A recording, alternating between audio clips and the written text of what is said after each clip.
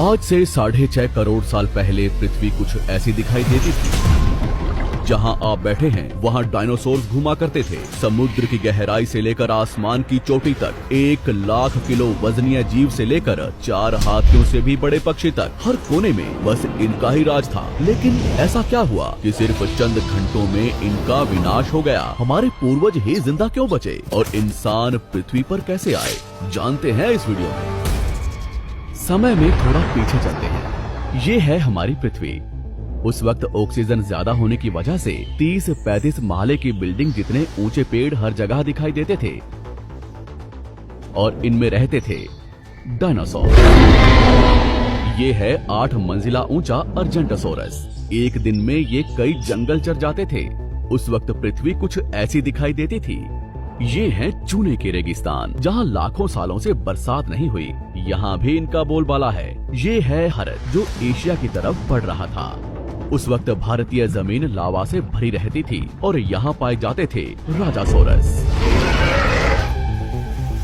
यहाँ का कुछ अलग ही मंजर है। 7 बस जितने लंबे जीव से लेकर इंसान जितने बड़े केकड़े तक। बाहर आकर देखो तो कई किलोमीटर लंबे अमेरिकी रेगिस्तान में पाए जाते थे टाइटेनोसोरस। 20 हाथियों जितना वजनीय, 8 महले की बिल्डिंग से भी ऊंचे ये जीव आज यहाँ बच्चे पैदा करने इकट्ठा हुए हैं। दुनिया के हर कोने में डायनासोर्स की आवाजें गूंज रही थी, लेकिन इन्हें क्या पता था कि आज इनका अंत होने वाला है। दरअसल हमारे सौरमंडल में जुपिटर और मंगल ग्रह के बीच बहुत से उल्कापिंड हैं, जो सूरज का चक्कर लगा रहे हैं। अंत के 10 करोड़ साल पहले इनमें से ही 2 उल्कापिंडों के बीच टकराव हुआ और उसका एक टुकड़ा तेज गति से पृथ्वी की तरफ बढ़ने लगा। पृथ्वी के पास आते ही उसके कुछ टुकड़े चांद पर गिरे, मगर गति तेज होने की वजह से चांद का गुरुत्वाकर्षण उसे खींच नहीं पाया। पृथ्वी के करीब आते ही उसकी गति बढ़ने लगी। वातावरण के घिसाव ने उसे जलाना शुरू कर दिया और वो 80,000 किलोमीटर प्रति घंटे की रफ्तार से पृथ्वी से टकराया।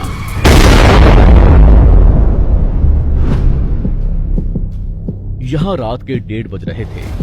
टकराने से 4 मिनट पहले पूरी पृथ्वी पर उजाला हो चुका था। इसकी चमक को देख नजदीकी जानवर अंधे हो चुके थे। गिरने से पहले ही वहां का पानी सूख गया।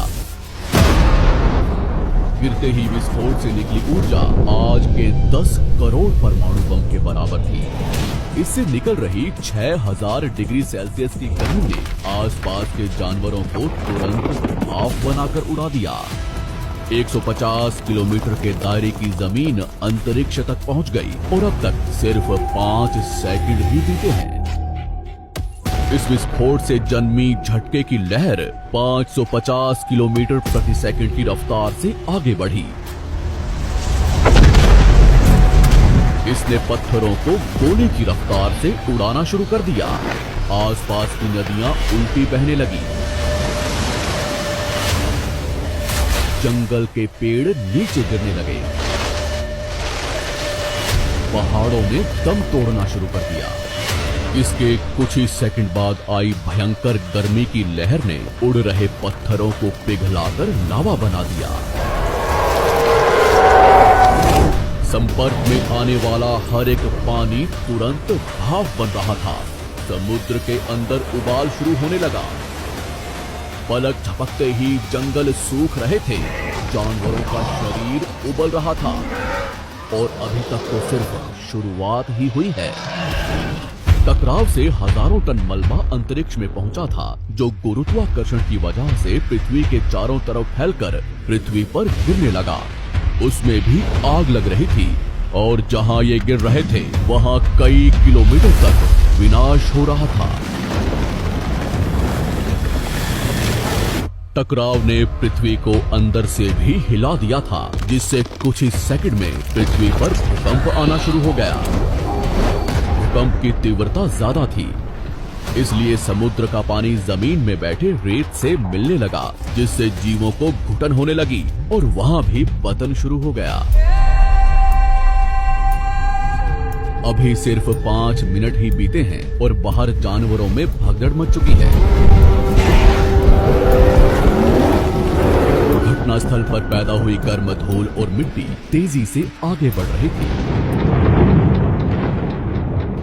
बादलों में धूल जाने की वजह से इनमें बिजली गिरनी शुरू हो चुकी थी। इस तूफान के बीच आने वाले हजारों टन वजनीय जानवर और पेड़ हवा में उड़ रहे थे। कुछ ही देर में ये तूफान अफ्रीका तक पहुंचा, जिससे वहां के चूने के रेगिस्तान वातावरण में मिलने लगे और बादल जहरीले होने शुरू हो गए। इसके पीछे टकराव ने समुद्र के पानी को बादलों से भी ऊंचा उठा दिया था, जिससे गर्म पानी की भयानक बाढ़ आ रही थी। 5 घंटे के अंदर पूरी पृथ्वी धूल से ढक गई। पृथ्वी का औसत तापमान कई 100 डिग्री सेल्सियस तक पहुंच चुका था। पूरी दुनिया के जंगलों में आग लगी हुई थी और भूकंप ने मरे हुए ज्वालामुखियों को उजागर कर दिया था। हर सेकंड पृथ्वी गर्म हो रही थी, ऑक्सीजन कम हो रहा था, पृथ्वी पर जमी बर्फ पिघल रही थी और नदियों में बाढ़ आना शुरू हो चुका था। इस महाविनाश के बाद ज्यादातर जमीन में रहने वाले कीड़े मकोड़े और स्तनधारी जीव ही जिंदा बचे थे। पृथ्वी की 70% आबादी विलुप्त हो चुकी थी। कुछ डायनासोर्स अभी भी जिंदा थे, जो या तो छोटे थे या उन्हें किसी गुफा ने बचा लिया था। समुद्र की गहराई में रहने वाले जीव भी सलामत बचे थे, लेकिन अब धूल से ढकी ये पृथ्वी ठंडी पड़ रही थी और कुछ ही महीनों में पूरी पृथ्वी बर्फ से ढक गई। हमारे पूर्वजों को डायनासोर से डरकर, कुछ भी खाकर, कम ऑक्सीजन के बावजूद भी महीनों तक जमीन में रहने की आदत थी। जमीन के अंदर गर्माहट थी और अंदर छोटे जीवों का